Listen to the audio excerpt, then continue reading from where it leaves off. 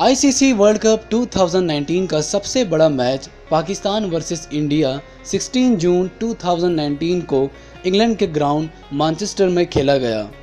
इस world cup के बड़े मैच में पाकिस्तान को एक बार फिर शर्मनाक तारीखी शिकस्त का सामना करना पड़ा। अब तक पाकिस्तान वर्ल्ड कप में 7वीं बार भारत से शिकस्त खा चुका है। इस मैच के दौरान पाकिस्तान टीम के कैप्टन सरफराज अहमद की एक तस्वीर सोशल मीडिया पर वायरल हुई, जिसमें वो जमाइयाँ लेते हुए नजर आए। अब यहाँ पर सोचने वाली बात यह है कि इस प्रेशर मैच में कोई बंदा किस तरह सोच सकता है, ख़ास तौर पर एक टीम का कप्तान जो कि हर लम्हा मैच की फ़िक्र में लगे रहते हैं, और यहाँ पर इस प्रेशर मैच में पाकिस्तान टीम का कैप्टन जमाइयाँ ले रहा है। आज हम आपको बताएंगे कि इसके पीछे क्या राज था। पाकिस्तान और इंडिया के मैच से एक रात कबल सरफराज और पाकिस्तान टीम मैनेजमेंट रात गए तक कल के मैच में खेलने वाली प्लेइंग 11 के बारे में रात गए तक डिस्कशंस करते रहे।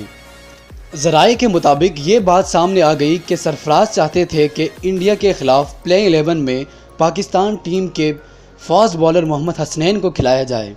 सरफराज का ख्याल था कि मोहम्मद हसनैन भारत के ख़िलाफ़ अच्छा परफॉर्म कर सकता है, और दूसरा ये कि आसिफ अली को भी प्लेइंग 11 में शामिल किया जाए।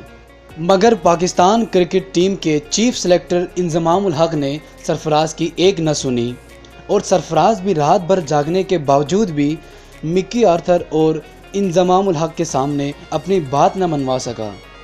इस बात को लेकर रात गए तक उनकी डिस्कशंस चलती रही।